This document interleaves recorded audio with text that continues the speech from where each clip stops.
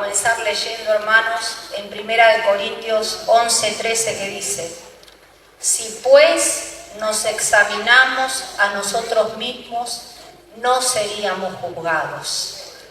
Esta palabra ha sido un golpeteo en mi mente durante estos últimos días y, como decía el hermano, ¿no? Cuando allá se pase lista a mi nombre, yo feliz responderé. Pero para que eso acontezca, dice acá en Corintios, tenemos que examinarnos a nosotros mismos. ¿Cómo estamos caminando? Y si realmente estamos cumpliendo la voluntad del Señor. Hay un texto maravilloso acá en San Lucas. Quédese con esto porque en relación a esto va a versar lo que yo voy a predicar en esta hora. Hay un texto acá en San Lucas, capítulo 11, verso 29, que dice: y apiñándose las multitudes comenzó a decir: esta generación es mala, demanda señal, pero señal no le será dada sino la señal de Jonás. Todos los que hemos pasado por la escuela dominical, ya sea como alumnos o como maestros, hemos estudiado la historia de Jonás, ¿no? Todos sabemos que Jonás tuvo un mandato del Señor, que era el de ir y predicar al pueblo de Nínive para que se arrepintiera. Y Jonás, lejos de obedecer al Señor, ¿qué hizo? Se fue para otro lado, tomó un barco y se fue desobedeciendo al Señor. Y Jonás no era cualquiera, no era uno del montón. Jonás era un profeta del Señor. O sea que acá nos está diciendo que también los profetas desobedecen, ¿no? A veces los profetas quieren hacer su propia voluntad, como le pasó a Jonás, que él renunció a lo que Dios le había encomendado. Y dice la palabra del Señor que Jonás se tomó un barco y se fue. Pero en ese andar en el barco acontece una tormenta y él dice que ya había hablado, había dicho que andaba huyendo de Jehová. Y los compañeros de viaje escucharon que él andaba huyendo de Jehová. Y cuando viene la tormenta, porque siempre vienen las tormentas, el barco estaba a punto de naufragar y Jonás dormía tranquilo. Mientras todos los otros clamaban a sus dioses, Jonás estaba tranquilo. ¿Y por qué acá el texto dice que a esta generación mala solo se le va a dar la señal del profeta Jonás? ¿Y por qué Jonás es figura de Cristo? Porque cuando se produce la tormenta, dice la palabra, que echaron suertes y la suerte cayó sobre Jonás. Y Jonás dijo: échenme al mar y la tormenta se va a aquietar. Y efectivamente lo hicieron. ¿Por qué figura de Cristo? Porque Cristo hizo lo mismo por nosotros. Entregó su vida para que se salvara, en este caso Jonás, los que estaban en el barco. Y la crucifixión de Cristo hizo que nosotros pudiéramos ser salvos, que la sangre de Cristo nos limpie de todo pecado. Por eso Jonás es figura de Cristo. Porque a pesar de los defectos que uno muchas veces le quiere indilgar a Jonás, que los tiene, efectivamente, pero en esto él voluntariamente entregó su vida para que los compañeros del barco se salvaran. Y así lo hizo el Señor. Después sabemos que fue tragado por un pez, sabemos que estuvo 3 días en el pez, y en esos momentos él pudo reflexionar. ¿Si me entrega agua? Él pudo reflexionar acerca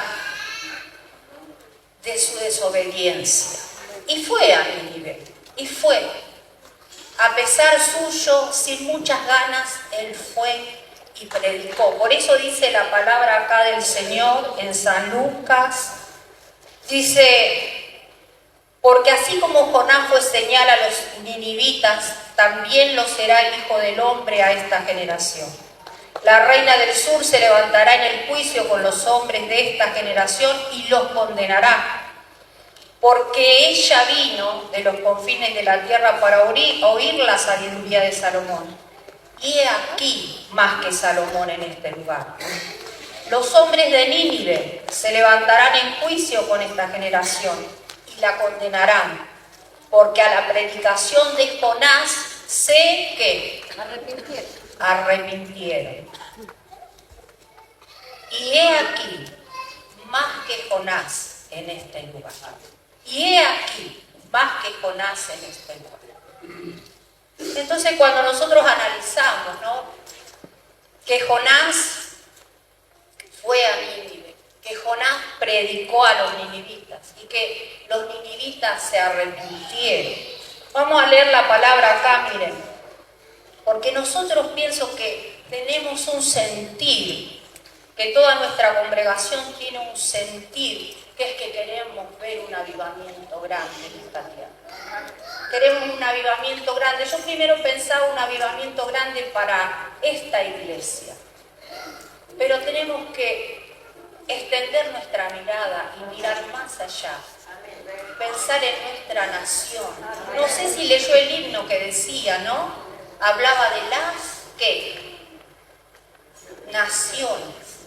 Y nosotros somos parte de este pueblo, de esta nación argentina, y queremos ver un avivamiento. ¿Quieren ver ustedes un avivamiento? ¿Están deseosos de un avivamiento?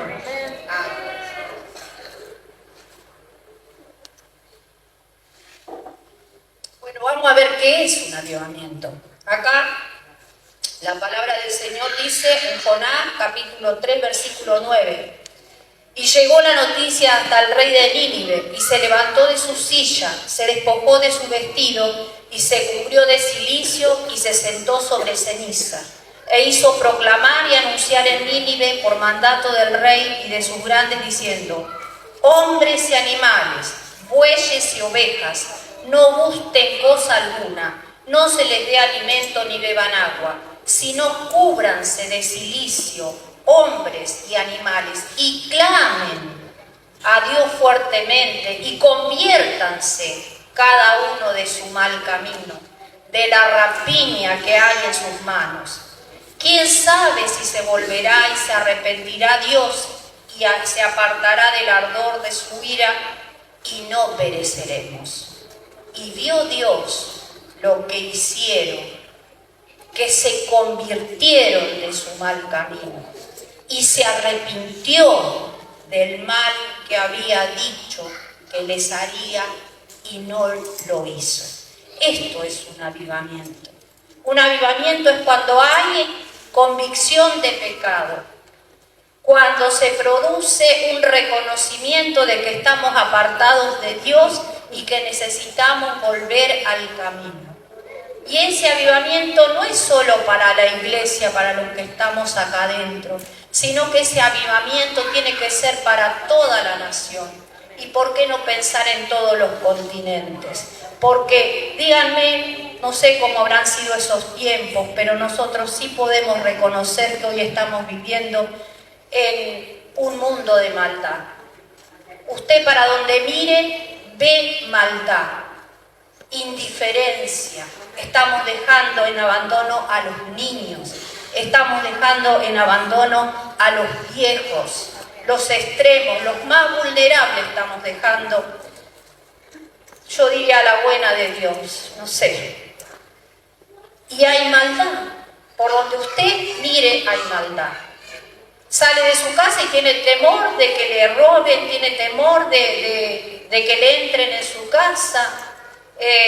Y cuántas cosas acontecen, que uno realmente vive como en los tiempos de Nínive. Dice que esta gente era tremendamente cruel, pero se arrepintieron.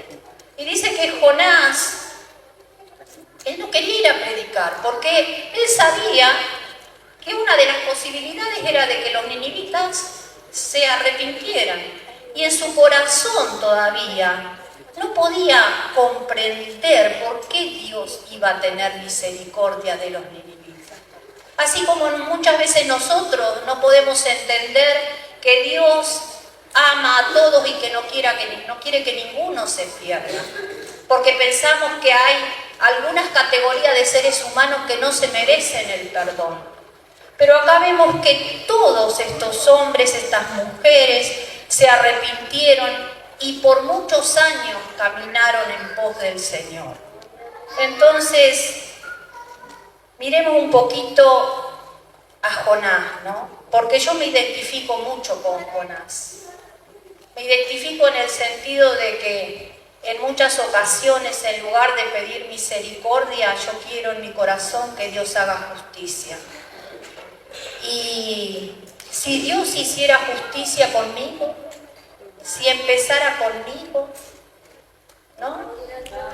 Entonces ahí sí yo quisiera que Dios tenga misericordia. Dice que Jonás se sentó y esperó que Dios destruyera a Nínive y se enojó mucho porque Dios no destruyó a Nínive. Y estaba tan enojado que quería morirse porque prefería la justicia antes que la misericordia. Y nosotros hoy estamos en ese riesgo también de perdernos de vista qué es lo que quiere Dios, qué es lo que pretende Dios de nosotros. Que miremos de otra manera este mundo, que lo miremos como Él lo mira. Dios mira un mundo lleno de maldad, pero también un mundo lleno de posibilidad para que Él lo transforme. Y para que Él lo transforme, nos necesita a nosotros, hermanos. Hermanos y hermanas, nos necesita a nosotros. Nosotros vamos a ser esos instrumentos que van a proclamar este Cristo. Porque más que formar evangélicos, nosotros tenemos que enfocarnos en que el mundo conozca a Cristo. Que el mundo empiece a caminar con Cristo. Sacarnos de la cabeza, ¿no? Esas categorías que tenemos a veces, ¿no? Que ponemos a los metodistas, a los bautistas, a todos los cistas. Y entender que nosotros tenemos que formar cristianos. Y en este formar cristianos tenemos que hacer una mirada. Porque a veces uno se pregunta, y Señor, si nosotros te estamos pidiendo un avivamiento, si nosotros te estamos pidiendo que la gente se vuelva del pecado, ¿por qué no acontece esto, Señor? ¿Por qué no está sucediendo esto, Señor? Vuelvo a repetir, si pues nos examinásemos a nosotros mismos, no seríamos juzgados. Este libro yo lo he meditado mucho y se titula El avivamiento que necesitamos. Y miren lo que dice el autor. ¿Cómo podemos conseguir que se produzca ese derramamiento del Espíritu Santo? Contestáis, por medio de la oración. ¿Ustedes qué creen? ¿Por medio de la oración? Y sí, es verdad, pero hay algo que es necesario antes de la oración. Primeramente, tenemos que encarar la cuestión del pecado. Pues mientras nuestras vidas no sean rectas delante de Dios, mientras no hayamos dejado de lado el pecado, podemos orar hasta el día del juicio y no vendrá el avivamiento. Y esto es tremendamente profundo, porque Dios va a usarnos en tanto y en cuanto estemos limpios de pecado, para que el Espíritu Santo no tenga estorbo en nosotros y Él pueda convencer a este mundo de pecado. Tenemos que examinarnos, tenemos que... En la quietud, hermano, yo pensaba a veces, ¿vio cuando un celular anda mal y que no andan las aplicaciones, ¿qué hacemos para que vuelva a arrancar normalmente? ¿Qué hacemos? Agarramos, lo apagamos un rato y lo reiniciamos. Y a veces en este andar con Cristo tenemos que reiniciarnos, tenemos que examinar nuestra vida, porque tenemos que predicar la palabra, tenemos que alcanzar a otros con la palabra. Pero esto no va a acontecer si nosotros no nos examinamos a nosotros mismos. Miren, en este libro hay 23 puntos que detallan cuestiones que son desagradables delante de la presencia del Señor. Y a veces son cosas que yo podría decir nimia, un chisme, o algo nimio. Tomé algo que no era mío, pensé mal de una persona, lo juzgué, lo condené, y es como que pasa así al pasar, pero a veces ese es un obstáculo para que el fluir del Espíritu Santo se produzca. Por eso tenemos que examinarnos, porque nosotros, para poder proclamar a otros las virtudes de Cristo, tenemos que estar doblegados en su presencia, tenemos que estar limpios de todo pecado. Este proceso de limpiarse no es lindo, a nadie le gusta, porque uno empieza a reconocer sus faltas, porque en el caminar cristiano, como el Señor le dijo a Pedro, Pedro, es necesario que te limpie los pies. Y en nosotros, como miembros de esta iglesia, lavados y comprados por la sangre del Cordero, también tenemos que limpiarnos nuestros pies. Entonces, cuando nosotros clamemos por este avivamiento tan grande que va a venir sobre la Argentina, porque yo lo creo que va a venir, el Señor nos va a poder utilizar como sus instrumentos. Amén.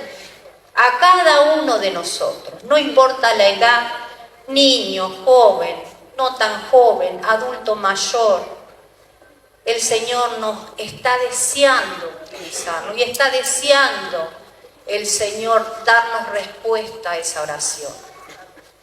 Pero tenemos que hacer esa mirada introspectiva. Hoy vamos a compartir la Santa Cena. Examinémonos para que cuando nosotros clamemos por la salvación de las almas, el Señor tenga sus oídos atentos a nuestro clamor. Dice la palabra que los justos claman y ¿qué pasa? Y Jehová los oye. Jonás fue duro. Dios tuvo que darle lecciones prácticas para que él entendiera. Le puso la calabacera, que ya sabemos, vino un gusano, la calabacera se secó. Y él se enfureció contra el Señor y dijo, si yo ya sabía cómo eras vos, yo ya sabía que vos eras misericordioso, clemente, tardo para la ira y grande en misericordia. Ese es el Dios que servimos. Y ese Dios no quiere que ninguno se pierda. Y que cuando usted salga de este lugar pueda abrir su boca y predicar y llevarle este mensaje de salvación a otros, porque Él no quiere que ninguno se pierda. Repita conmigo San Juan 3:16. A ver qué dice esa palabra. Porque de tal manera con ganas, ¿sí? ¿Qué dice San Juan? De tal manera amó Dios al mundo que ha dado a su Hijo unigénito, para que todo aquel que en Él cree no se pierda, mas tenga vida eterna. Bueno, ahora un poquito más alto, a ver. Acá escuché un murmullo. A ver, a la cuenta de 3. 1, 2, 3. Fuerte. Porque de tal manera amó Dios al mundo que ha dado a su Hijo unigénito, para que todo aquel que en Él crea no se pierda, mas tenga vida eterna. Eso es lo que tenemos que hacer, ir y predicar este evangelio, examinar nuestras vidas para que todo lo que el Señor dice en su palabra lo haga. Yo creo, hermanos, que Jesucristo primero salva, porque eso es lo más importante, la salvación del alma. Y segundo, sana, liberta y hace maravillas, porque yo lo conozco a este Dios. conozco que resucita a los muertos, sé que Él es un Dios proveedor, pero ante todo, hermanos, la salvación. Porque si no viene Cristo antes, yo no sé si me va a arrebatar cuando Él venga en gloria, pero yo sí sé que me voy a morir. Yo sí sé que me voy a morir. Más tarde, más temprano me voy a morir. De joven ya no me voy a morir, pero me voy a morir. Y un día voy a estar en su presencia. Por eso no hay cosa pequeña, no hay pecado pequeño, ¿entiende esto? Por eso examinémonos a nosotros mismos para que Dios no nos juzgue.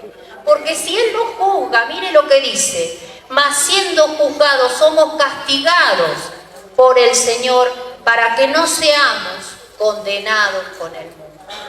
Así que si queremos ver este avivamiento potente, si queremos ver, yo creo que si Dios lo está proclamando desde este púlpito es porque Él lo quiere hacer. Amén. Y ahora tenemos que hacer nuestra parte, hermano, examinar nuestra vida. Aún lo más pequeño que usted diga, y no, pero esto no pasa nada. Yo he dejado de mirar, mire, la televisión, yo he dejado de mirar muchas cosas porque yo digo, ¿esto a mí en qué me edifica? He dejado de escuchar. Yo voy a hacer gimnasia y ponen una música que realmente horrorosa. Me pongo los auriculares y me pongo unas predicaciones y me pongo y no escucho. Entonces yo digo, hay cuántas cosas que ofenden al Espíritu Santo. Entonces nosotros estamos en un tiempo de gracia, en un tiempo que podemos examinarnos y prepararnos ¿para qué? Para lo que viene, hermanos, porque vienen cosas maravillosas. Amén. Para nuestra Argentina. Estos tiempos son tiempos terribles porque la gente necesita hacer una introspección. Acá dice este autor que hoy nosotros ofrecemos muchas veces el Evangelio y le pedimos como rogándole que acepten al Señor. Y cuando la gente tiene convicción de pecado dice, ¿qué tengo que hacer para ser salvo? La gente va a correr a Cristo. Porque va a tener esa necesidad tan grande de tener un poco de paz. Y nosotros vamos a hacer esos instrumentos. Pero para hacer esos instrumentos tenemos que estar afilados, tenemos que estar afinados. ¿Y cómo nos vamos a afinar?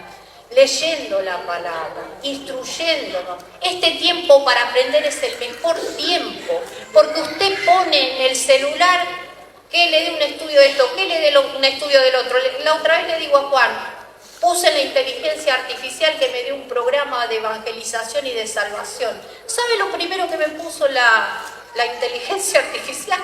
El primer punto, ayuno y oración. Miren, la inteligencia artificial, ayuno y oración. Pero para ayunar y orar, o cuando estemos ayunando y orando y clamando por las almas, hermanos, examinémonos para que no seamos juzgados. ¿Amén? Amén. Bueno, ahora apláudanme.